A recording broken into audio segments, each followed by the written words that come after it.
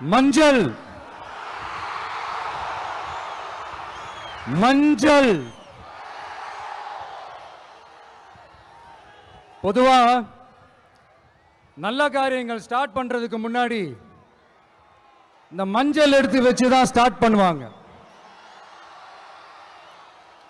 நம்ம வீட்டில் கூட நம்ம அம்மா அக்கா தங்கைகள் நமக்காக நாம நல்லா இருக்கணும்ன்றதுக்காக மஞ்சள் புடவை கட்டிக்கிட்டு தான் வேண்டிக்குவாங்க.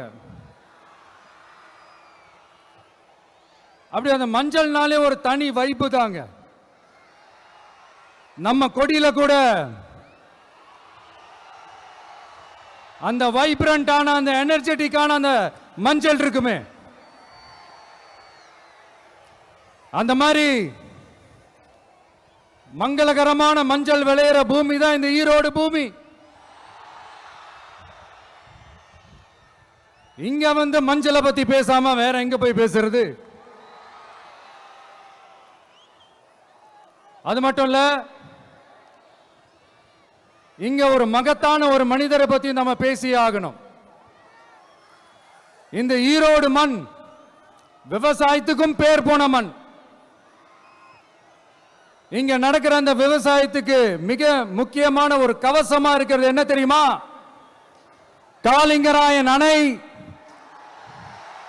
காலிங்கராயன் கால்வாய். காலிங்கராயன் அணை கட்டினதுலையும் கால்வாய் வெட்டினதுலையும் உயிரான உணர்வு பூர்வமான நிறைய விஷயங்கள் இருக்குது. அப்படி அந்த ப்ராசஸ்ல அவர் அந்த அணை கட்டும் போதும் கால்வாய் வெட்டும் போதும் ரொம்ப சோர்வடைஞ்சிட்டாராம். அப்ப அவங்க அம்மா அதை பார்த்துட்டு சொன்னாங்களாம், மகனே காளிங்கா, தயிர் வித்த காசு தாழ்வாரம் வரைக்கும் இருக்குது, மோர் வித்த காசு முகுடம் வரைக்கும் இருக்குது, அதை எடுத்துக்கிட்டு போய் அணைய கட்டியா கால்வாய வெட்டியான்னு சொல்லி தைரியம் கொடுத்தாங்களாம். பெத்த அம்மா கொடுக்கிற அந்த தைரியம் இருக்கு பாருங்க, அதை தாண்டி வேற எதுவுமே கிடையாதுங்க. ஒரு மனுஷனால எதையும் சாதிச்சு காட்ட முடியும். அப்படி ஒரு தைரியத்தை தான் இப்ப நீங்க, என்னுடைய அம்மா அக்கா தங்கைகள் நண்பா நண்பிகள் தோழர்கள் எல்லாரும் எனக்கு கொடுத்திருக்கிறீங்க. அதே தைரியத்தை, அதே துணையா என் கூட நிக்கிறீங்க. இதை எப்படி நம்ம பிரிச்சு விடலாம்? இதை எப்படி நம்ம கெடுக்கலாம்? என்னெல்லாம் அவதூறுகள் நம்ம விஜய் மேல சொல்லி மக்களை நம்ப வைக்கலாம்? என்னெல்லாம் சூழ்ச்சிகள் நம்ம விஜய் மேல பண்ணி மக்களை நம்ப வைக்கலாம்? இப்படி சூழ்ச்சிகளை மட்டுமே நம்பி பொழப்ப நடத்துற சில சூழ்ச்சிக்கார கூட்டங்கள் இதை தொடர்ந்து செஞ்சுக்கிட்டு தான் இருக்கு. ஆனா அவங்களுக்கு தெரியாது, இது இன்னைக்கு நேத்து வந்த உறவு இல்ல. கிட்டத்தட்ட 30-33 வருஷத்துக்கு மேல இருக்கிற உறவு. ஏன், நான் சினிமாக்கு வந்தப்போ எனக்கு வயசு 10, அப்பல இருந்தே இந்த உறவு ஸ்டார்ட் ஆகி போயிட்டு இருக்கேன்னு அவங்களுக்கு தெரியாம போச்சு. அதனால என்ன பண்ணாலும், நீங்க என்ன ட்ரை பண்ணாலும், எல்லாத்தையும் விட்டுட்டு மக்களுக்காக வந்திருக்கிற இந்த விஜய மக்கள் ஒரு நாளும் கைவிட மாட்டாங்க. மக்கள் கூடவே நிக்கிறாங்க, கூடவே நிப்பாங்கன்னு அவங்களுக்கு தெரியாம போச்சு. என்னப்பா நிப்பீங்கல்ல? உங்களை நம்பிதாப்பா வந்திருக்கிறேன். அதான் இந்த சத்தம் தாங்க வாழ்நாள் பூரா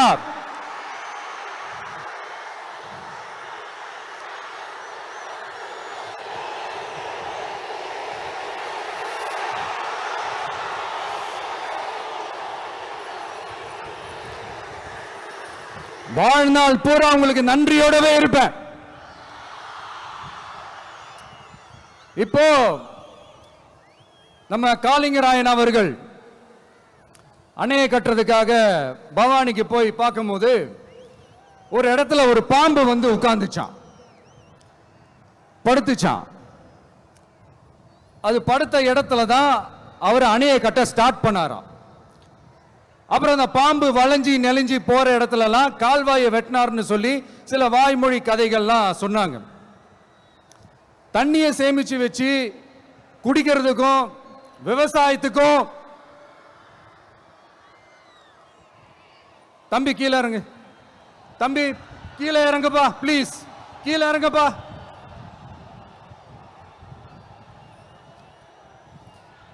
ஓகே, தேங்க்யூ தேங்க்யூ. கீழே இறங்குங்க, கீழே இறங்குப்பா. நீ இறங்கினாதான் முத்தம் கொடுப்பேன்.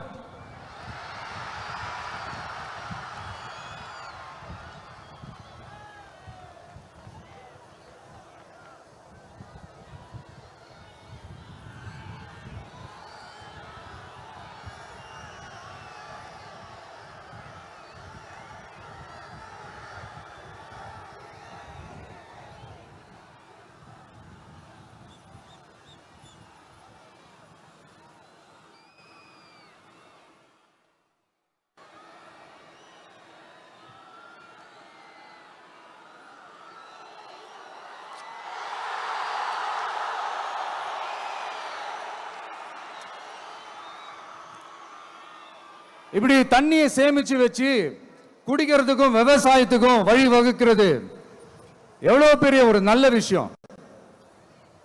சோ இந்த மாதிரி நல்ல விஷயங்கள்லாம் செஞ்சிட்டு கதைகள் சொன்னா பரவாயில்ல, எதுவுமே செய்யாம கதைகளை மட்டும் அடிச்சு விடுறது எப்படி?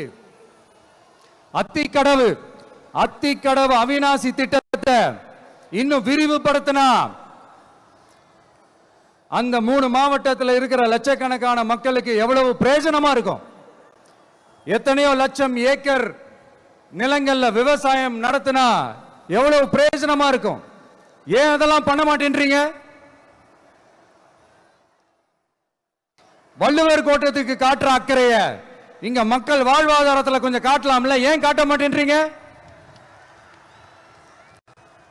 இங்க என்ன கவர்மெண்ட் நடத்துறாங்களா இல்ல கண்காட்சி நடத்துறாங்களா? இந்த 21ஆம் நூற்றாண்டிலே மக்களை பத்தி எதுவுமே யோசிக்கிறது இல்ல. ஆனா அந்த காலத்திலேயே இது எல்லாத்தையும் பத்தி யோசிச்ச மக்களை பத்தி, குடிக்கிற தண்ணியை பத்தி, விவசாயத்தை பத்தி, அணை கட்டுறதை பத்தி, கால்வாய் வெட்டுறதை பத்தி, இதெல்லாம் எங்கிருந்து? பவானியிலிருந்து நொய்யலாறு வரைக்கும் கால்வாய் வெட்டி இதெல்லாத்தையும் பத்தி யோசிச்ச காளிங்கராயன் அவர்களுக்கு கோடி கும்பிடு போட்டாலும் பார்த்தாதுங்க. இப்படி அந்த காலத்துல இருந்த ஒரு ஹீரோவை பத்தி பேசிட்டு இந்த காலத்துல, அதாவது 1920th செஞ்சுரியில இருந்த ஒரு ஹீரோவையும் பத்தி நம்ம பேசி ஆகணும்ல. ஒருத்தர் இலகிய மனம் கொண்ட ஹீரோனா இன்னொருத்தர் இரும்பு மாதிரி அயன்மேன் தான். எஸ், நம்ம ஈரோடு கடப்பாறை தான்.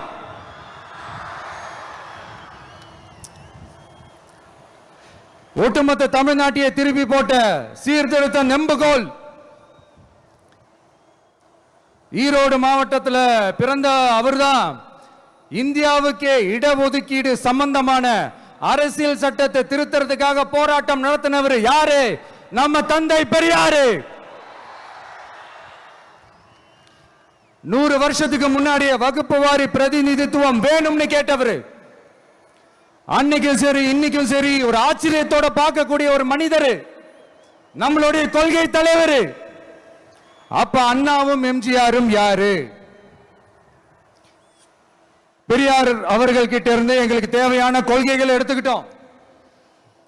அவரை ஃபாலோ பண்ற, அவரை வழிகாட்டி ஏத்துக்கிட்ட அண்ணா அவர்கள் கிட்ட இருந்தோம், எம்ஜிஆர் அவர்கள் கிட்ட இருந்தோம் தேர்தல் அணுகுமுறையை எடுத்துக்கிட்டோம். அண்ணாவும் எம்ஜிஆரும் தமிழ்நாட்டோட சொத்து. அவங்கள பயன்படுத்துறத பத்தி யாரும் இங்க கம்ப்ளைண்ட்லாம் பண்ண முடியாது. அண்ணா எங்களோடது, எம்ஜிஆர் என்னோட எங்களோடது, நீங்களா எடுத்துக்க கூடாது அப்படிலாம் யாரும் இங்க அழுதுட்டு இருக்க முடியாது, சொல்லிவிட்டேன். அதனால நாங்க ஒரு வழியில அரசியல் செஞ்சுக்கிட்டு போயிட்டு இருக்கிறோம். உங்களுக்கு தான் டிவிக்கு ஒரு பொருட்டே இல்லைல்ல, அப்புறம் ஏன் கதறீங்க? அப்புறம் ஆளாளுக்கு அங்க போயிட்டு இங்க போயிட்டு புலம்பி தள்ளிக்கிட்டு இருக்கிறீங்க. இது எப்படி இருக்கு தெரியுமா? எனக்கு பயம் இல்ல, எனக்கு பயம் இல்ல அப்படின்னு சத்தமா சவுண்ட் விட்டுக்கிட்டே சத்தமா பாட்டு பாடிக்கிட்டே இந்த நடுங்கிக்கிட்டே சின்ன பசங்க நடந்து போவாங்க. அந்த மாதிரி இருக்கு. முதல்ல மண்டையில இருக்கிற கொண்டைய மறைங்க சார்.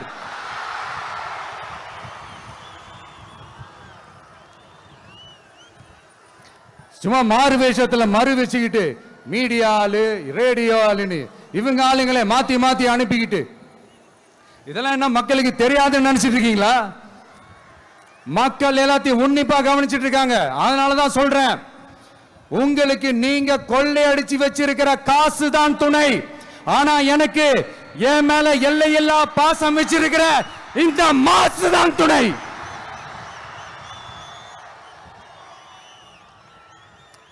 இப்படி நமக்கு துணையா இருக்கிற ஈரோடு மக்களுக்காக நான் இப்போ குரல் கொடுக்கலான்னு வந்திருக்கிறேன். சரி, இப்ப விஷயத்துக்கு வருவோம். பெரியார் அவர்கள் கிட்ட இருந்த அந்த செல்வாக்கையும் அந்த பதவிகளையும் அந்த பவரையும் வச்சுக்கிட்டு அவர் என்ன சொன்னார் தெரியுமா? இவ்வளவு செல்வாக்கு, இவ்வளவு பதவிகள், இவ்வளவு பவர் இருந்தோம் நான் ஒரு 5 பைசா காசு சம்பாதிச்சிருப்பேனா? எனக்கோ இல்ல என் குடும்பத்துக்கோ பட்டங்கள் வேணும், பதவி வேணும்னு ஏதாவது கேட்டிருப்பேனா? இல்ல ஏதாவது லாபம் பார்த்திருப்பேனா? இல்ல எதுக்காவது ஆசைப்பட்டிருப்பேனா? ஆனா அவர் பேரை சொல்லிக்கிட்டு அவருடைய கொள்கையை ஃபாலோ பண்றதா சொல்லிக்கிட்டு இப்ப ஆட்சியில இருக்கிறவங்க என்னெல்லாம் செய்யறாங்கன்னு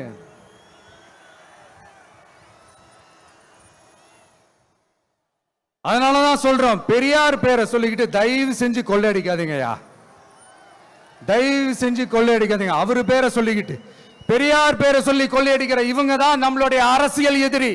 மக்களை நீங்க சொல்லுங்க, நம்மளுடைய அரசியல் எதிரி யாரு? நம்மளுடைய கொள்கை எதிரி யாரு?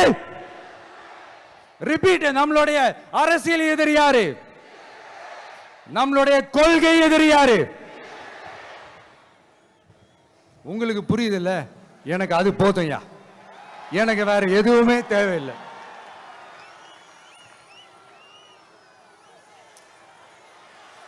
அதனாலதான்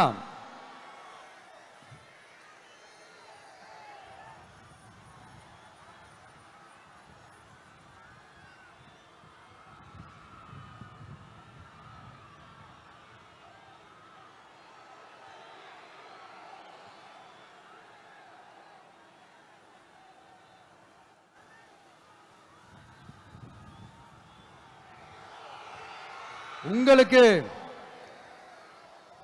நம்மளை பத்தி நம்ம அரசியலோட நீங்க எல்லாரும் என்னோட அரசியலோட கனெக்டடா இருக்கீங்கன்றது ரொம்ப தெளிவா தெரியுது. அதனால எனக்கு அது போதும். அதனாலதான் எதிரிகள் யாருன்னு சொல்லிட்டு களத்துக்கு வந்திருக்கிறோம். அதனால அவங்கள மட்டும் தான் எதிர்ப்போம். அதுவும் அந்த எதிரிகள் யாரு இப்போ இங்க 2026 சட்டமன்ற தேர்தலில் களத்துல இருக்கிறாங்களோ அவங்கள மட்டும் தான் எதிர்ப்போம். சும்மா களத்திலே இல்லாதவங்களையும், களத்துக்கும் அவங்களுக்கும் சம்பந்தமே இல்லாதவங்களையும் எதிர்க்கிற ஐடியாலாம் இல்ல பாஸ். நீங்க கேட்கிறீங்கன்றதுக்காக எல்லாம் எதிர்த்துட்டு இருக்க முடியாது பாஸ். எங்களுக்கு நிறைய வேலை இருக்குது.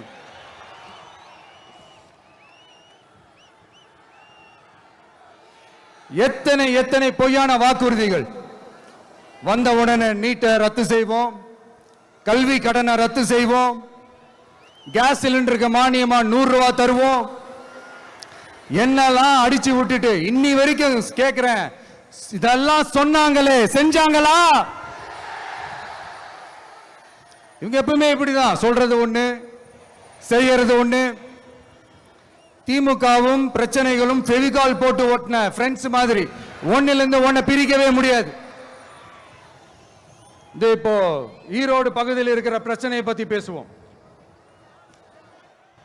பெரியார் பேரை மட்டும் சொல்லிக்கிட்டு எப்படி அவரோட கொள்கைகளுக்கு எதிராக செயல்படுறாங்களோ அப்படிதான் இந்த மஞ்சள் நகரத்தோட மஞ்சளுக்கும் ஒண்ணும் பண்ணல, மஞ்சள் விவசாயிகளுக்கும் ஒண்ணும் பண்ணல. ஆராய்ச்சி மையம், சிறப்பு மையம்னு கோடி கோடியா டெண்டர் விட்டாங்க, பேருக்கு கட்டிடத்தை கட்டினாங்க. ஆனா உலகமே போட்டி போட்டு வாங்குற மஞ்சளை மதிப்பு கூட்டி விற்பனை செய்ய, அதாவது அதோட வேல்யூ இன்க்ரீஸ் பண்ணி நம்ம விவசாயிகளுக்கும் இந்த மாவட்ட மக்களுக்கும் நன்மை செய்ய இதுவரைக்கும் என்ன செஞ்சிருக்காங்கன்னு யோசிச்சு பார்த்தா ஒரு பெரிய ஜீரோ தான். கரும்பு நெல்லுக்கு அரசாங்கம் விலை பிக்ஸ் பண்றாங்க, அதையும் ஒழுங்கா பண்றதில்ல. ஒவ்வொரு முறையும் பிரச்சனை. அங்க நெல் கொள்முதல் செய்யறதுல ஊழல். சரி, நாம கஷ்டப்பட்டு விளைய வச்சது வீணா போக கூடாதுன்னு நினைச்சு நம்ம விவசாயிகள் கேட்கிற லஞ்சத்தை கொடுத்தாலும் அதுக்கப்புறம் கூட அந்த கொள்முதல் ஒழுங்கா நடக்கிறது இல்லை. அதையும் தாண்டி ஏதோ ஒரு விலை விவசாயிகளுக்கு கிடைக்குது. அப்படிலாம் இல்லாம ஒழுங்கா நேர்மையா நம்ம மஞ்சளுக்கும் நியாயமான விலை பிக்ஸ் பண்ணி தரமான விதைகளை கொடுத்தா என்ன குறைஞ்சா போயிடுவாங்க? இதெல்லாம் யோசிக்கிறதுக்கு அவங்களுக்கு நேரமே இல்லை. 24/7 அவங்களுடைய யோசனை என்ன தெரியுமா? இந்த விஜயை எப்படி முடக்கலாம், தமிழக வெற்றி கழகத்தை எப்படியெல்லாம் முடக்கலாம், அப்படிதான் அவங்களுடைய சிந்தனையே 24/7. எத்தனையோ வருஷத்துக்கு முன்னாடி நம்ம காளிங்கராயர் நதிகளின் இணைப்புக்கு முன்னோடியா இருந்தார். பவானி ஆத்துல அவர் அதிகமான தண்ணீர் அணை கட்டி தேக்கி தண்ணீர் வறட்சியான பகுதிகளுக்கு அனுப்பினார். ஆனா இன்னைக்கு இவ்வளவு நவீன வசதிகள் இருந்தோம், இவ்வளவு சயின்ஸ் வளர்ச்சிகள் இருந்தோம், இவ்வளவு டெக்னாலஜி வளர்ச்சிகள் இருந்தோம், அவங்க வாக்குறுதியில் ஒன்று கொடுத்தாங்கல்ல, பவானி நொய்யலாறு அமராவதி 6 இணைப்பு திட்டத்துக்கு ஒரு துரும்ப கூட கிள்ளி போடல. வாக்குறுதி நம்பர் 103 சொன்னாங்களே, செஞ்சாங்களா? சரி, இதாவது ஒரு பெரிய ப்ராஜெக்ட் வைங்க. ஆறுகளை சுத்தப்படுத்த பல்லாயிரம் கோடி நிதி ஒதுக்குவோம், தமிழ்நாட்டில் உள்ள ஆறுகளை சுத்தப்படுத்துவோம்னு சொன்னாங்களே, செஞ்சாங்களா? ஆனா ஆத்து மணலை கொள்ளையடிக்கிறதுல மட்டும் வேலையை கரெக்டா செய்வாங்க. இதை நான் ஏன் திரும்ப திரும்ப சொல்றேன்னா, மக்களே நீங்க புரிஞ்சுக்கணும். கொஞ்சம் மசந்தா மற்ற மாவட்டங்கள்ல மணல் காணாம போன மாதிரி, மலைகள் காணாம போன மாதிரி, நம்ம மாவட்டத்தில் தனி வளத்தை கொடுத்த செம்மண்ணும் காணாம போறதுக்கு வாய்ப்பு இருக்கு மக்களே. நம்ம மண்ணுக்கும் நம்ம ஆத்துக்கும் நம்ம விவசாயிக்கும் தான் இந்த மோசமான நிலைமை. அதனால ஏதாவது தொழில் செஞ்சு பிழைக்கலாம்னு பார்த்தா அதுக்கும் எங்க விடுறாங்க? தொழில்னு பார்த்தா 30% நெசவாளர்களுக்கு கூலி பாக்கி. அரசாங்கம் நம்ம நெசவாளர்கள் கிட்ட இருந்து கொள்முதல் செய்த வேட்டி சேலைக்கான கூலியை கூட போராடித்தான் வாங்க வேண்டியதா இருக்குது. அது சலுகையோ உதவியோ நலத்திட்டமோ கிடைக்காது. நம்ம உழைப்புக்கான ஊதியம், நம்மளோட உரிமை, அதுக்கே போராட வேண்டிய நிலையில தான் இந்த அரசாங்கம் நம்மளை வச்சிருக்கு. நல்லா பார்த்துக்கங்க மக்களே, உரிமைக்கு குரல் கொடுத்தவங்க தான் இவங்க. சிறு குறு தொழில்கள் பீக் ஹவர்ஸ் சார்ஜ்னு கரண்ட்டுக்கு அநியாய விலை வச்சு அதையும் செய்ய விடாம நம்மளை முடக்கிறாங்க. அந்த பீக் ஹவர்ஸ் சார்ஜ் கொள்ளையால எத்தனை வருஷமா எவ்வளவு பேர் பாதிக்கப்படுறோம், எவ்வளவு தொழில்கள் பாதிக்கப்படுது. நாமளும் கத்துறோம், போராடுறோம், கோரிக்கை வைக்கிறோம். எதையாவது இவங்க கண்டுக்கிறாங்களா? கொஞ்சம் யோசிங்க. ஏன் கண்டுக்க மாட்டேன்றாங்கன்னு கொஞ்சம் யோசிங்க. அப்பதாங்க பிரைவேட்ல அதிக விலைக்கு கரண்ட் வாங்க முடியும், அதுக்கு டெண்டர் விட முடியும். அப்படி டெண்டர் விட்ட மேட்டர்ல எல்லாம் என்ன நடக்கும்னு உங்களுக்கும் தெரியும், எனக்கும் தெரியும், நம்ம எல்லாருக்குமே தெரியும். இந்த மாதிரி ஈரோடுல மட்டும் இல்ல, எந்த மாவட்டத்துக்கு போனாலும் பிரச்சனைகள் மேல பிரச்சனைகள் தான். அதையெல்லாம் தீக்கிறதுக்கு ஒரு சொல்யூஷன் கூட சொல்லாம இதுல வேற பெருமையா மாடல் அரசுங்கிறது இல்ல. நான் கேட்கிறேன், கூச்சமா இல்ல?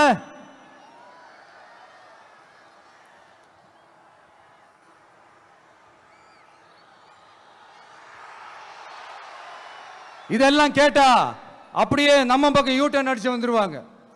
விஜய் என்ன அரசியல பேச மாட்டேன்றாரு, விஜய் என்ன சினிமா டயலாக் மாதிரி பேசுறாரு, விஜயனா பஞ்ச் டைலாக் பேசுறாரு, விஜயனா 10 நிமிஷம் தான் பேசுறாரு, 9 நிமிஷம் தான் பேசுறாரு. நான் எத்தனை நிமிஷம் பேசினா உங்களுக்கு என்ன சார்? நான் எப்படி பேசினா உங்களுக்கு என்ன சார்? உள்ள விஷயம் என்னன்னு பாருங்க சார். ஒவ்வொரு மாவட்டத்துக்கும் போய் மக்கள் ஃபேஸ் பண்ற பிரச்சனைகளை எடுத்து பேசிட்டு இருக்கிறேன். பின்ன அது அரசியல் இல்லாம வேற எதுதான் அரசியல்? உங்களை மாதிரி தனிப்பட்ட முறையில் தரக்குறைவா அசிங்கமா பேசுறதுதான் அரசியல்னா அந்த அரசியல் நமக்கு வராது. வராதுன்னா நல்லாவே வரும். உங்களை விட எனக்கு அது நல்லாவே வரும். வேணான்னு விட்டு வச்சிருக்கிறோம். அப்புறம் உங்களுக்கு நமக்கு என்ன வித்தியாசம்? காஞ்சிபுரத்தில் நாம பேசும்போது இந்த மாதிரி உங்களால் அமைக்கப்பட போற ஆட்சியில நம்ம ஆட்சிக்கு வந்த உடனே என்னெல்லாம் செய்ய போறோம்ன்றது சிலது சொன்னோம். அதையெல்லாம் தப்பா புரிஞ்சுக்கிட்டு இப்போ சொல்றேன், விளக்கமா சொல்றேன். நான் சலுகைகளுக்கு எதிரானவன் கிடையாது. மக்களுக்கான சலுகைகளை இலவசம்னு சொல்லி அசிங்கப்படுத்துறதுல எனக்கு உடன்பாடு கிடையாது. மக்கள் காசுல மக்களுக்கு செய்யறதை எப்படி இலவசம்னு சொல்லுவீங்க? அப்படியே செஞ்சிட்டாலும் ஓசில போறேன்னு சொல்லி அசிங்கப்படுத்துறீங்க. என்ன கேட்கறதுக்கு ஆள் இல்லைன்னு நினைச்சீங்களா? மக்களுக்கு ஒண்ணுன்னா இந்த விஜய் வந்து நிப்பா, இந்த விஜய் வந்து கேள்வி கேட்பா. இந்த விஜய் எப்பவுமே மக்கள் பக்கம் தான், அதே மாதிரி மக்களும் என் பக்கம் தான். என் மக்கள் மானத்தோட மரியாதையோட கௌரவத்தோட வாழணும். என் மக்கள் யாருக்கும் கீழே கிடையாது. அப்படி அவங்க கௌரவத்தோட வாழணும்னா அவங்களுக்கான வாழ்க்கை தரம் உயரணும். வாழ்க்கை தரம் உயரணும்னா அவங்களோட வாழ்வாதாரம் உயரணும். வாழ்வாதாரம் உயர்ந்தாதான் பொருளாதாரம் உயரும். பொருளாதாரம் உயர்ந்தாதான் வசதி வாய்ப்புகள் உயரும். இதெல்லாம் உயர்ந்தாலே ஆட்டோமேட்டிக்கா அவங்களோட வாழ்க்கை தரம், அவங்களுக்கான மரியாதை, அவங்களுக்கான கௌரவம் எல்லாமே உயரும். இதுக்கான வழிகள், அந்த சூழல்களை அந்த கவர்மெண்ட் அமைச்சு கொடுக்கணும். இதுக்கான அந்த திட்டங்களை செயல்படுத்தணும். இதெல்லாம் செஞ்சாதான் இந்த அரசாங்கம் ஒரு நல்ல அரசாங்கம். இதைத்தான் சொன்னோம்.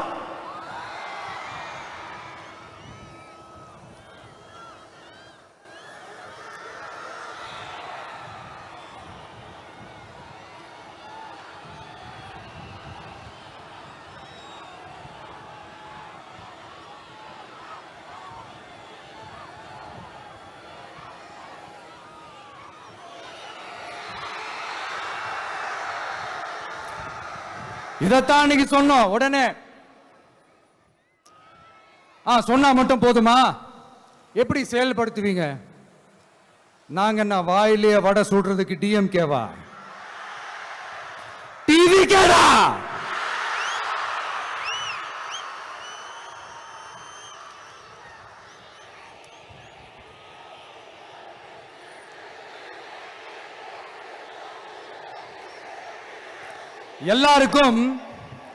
எல்லாருக்கும் நிரந்தரமான ஒரு வீடு இருக்கணும்னு சொன்னோம். உடனே எங்க ஆட்சியிலே நாங்க எல்லாரும் வீடு கட்டி கொடுத்துட்டோமே அப்படிங்கிறது இல்ல. நான் கேட்கிறேன், இங்க உங்களை தான் கேட்கிறேன், இங்க வாடகைக்கு இருக்கிறவங்களே இங்க யாரும் இல்லையா? எல்லாருக்கும் சொந்தமா வீடு கட்டி கொடுத்துட்டாங்களா? அடுத்து வீட்டில் இருக்கிற ஒவ்வொருத்தரும் மினிமம் டிகிரி படிச்சிருக்கணும் அப்படின்னு சொன்னோம். உடனே எங்க ஆட்சியிலே எல்லாரும் டிகிரி படிச்சு முடிச்சிட்டாங்களே அப்படிங்கிற மாதிரி சொல்றது அது உண்மைனா? ஸ்கூல் லெவல்லையே டிராப் அவுட்ஸ் அதிகமானது யாரோட ஆட்சியிலங்க?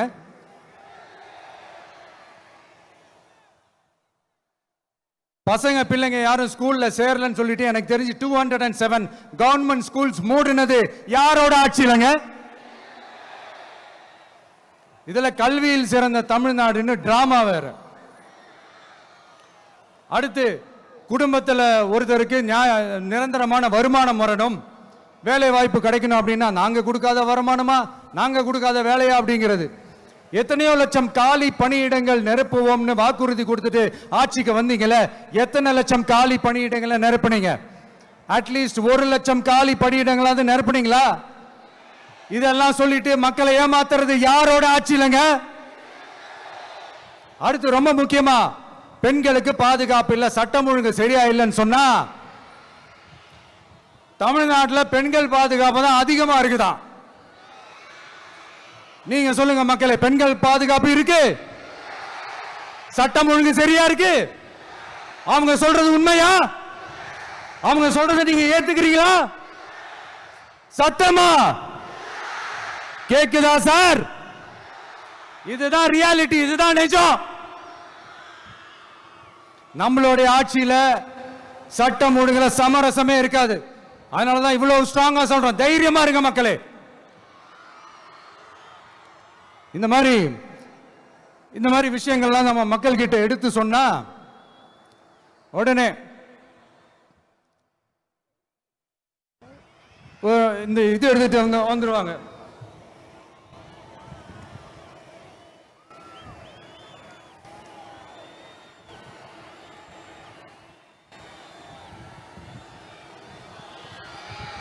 இந்த மாதிரி இதெல்லாம் என்னென்ன செய்ய போறோன்றது சிலதெல்லாம் காஞ்சிபுரத்தில் சொன்ன மாதிரி சொன்னா எல்லாத்தையும் தப்பா திருச்சி பேசிக்கிட்டு அவதூறு பரப்பிக்கிட்டு. நான் கூட யோசிப்பேன், எம்ஜிஆர் அவர்களும் மேடம் ஜெயலலிதா மேடம் அவங்களும் ஒரே வார்த்தையில சொல்லி இந்த திமுகவை காலி பண்ணாங்கல்ல. நான் கூட யோசிப்பேன், ஏன் இவ்வளவு ஹார்ஷா பேசுறாங்க, ஏன் இவ்வளவு ஹார்ஷா அவங்கள திட்டுறாங்கன்னு யோசிச்சது உண்டு. இப்பதானே புரியுது. அவங்க ரெண்டு பேரும் சொன்னதை இப்ப நானும் ரிப்பீட் பண்றேன். திமுக ஒரு தீய சக்தி, திமுக ஒரு தீய சக்தி, திமுக ஒரு தீய சக்தி, திமுக ஒரு தீய சக்தி, தீய சக்தி, தீய சக்தி, தீய சக்தி. என் நெஞ்சில் குடியிருக்கும் ஈரோடு மக்களே,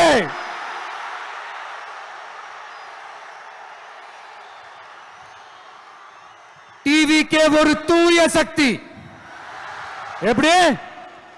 டிவிகே ஒரு தூய சக்தி. தூய சக்தி டிவிகேவுக்கும் தீய சக்தி டிஎம்கேவுக்கும் தான் போட்டியே.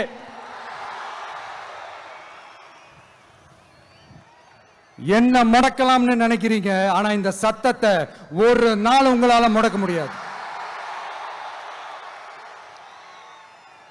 மக்கள் விரோத திமுக அரசை வீழ்த்த மக்கள் சக்தியான நம்மளால மட்டும்தான் முடியும். அண்ணன் செங்கோட்டையன் அண்ணன் அவர்கள் நம்ம கூட வந்து சேர்ந்தது நமக்கு ஒரு மிகப்பெரிய ஒரு பலம். அந்த மாதிரி செங்கோட்டையன் அண்ணன் அவர்கள் மாதிரி இன்னும் நிறைய பேர் வந்து சேர இருக்கிறாங்க. அவங்க எல்லாருக்குமே அந்த உரிய அங்கீகாரத்தை கொடுப்போம். அது மட்டும் இல்ல, அப்புறம் இன்னொரு விஷயம் சொல்ல மறந்துட்டேன்.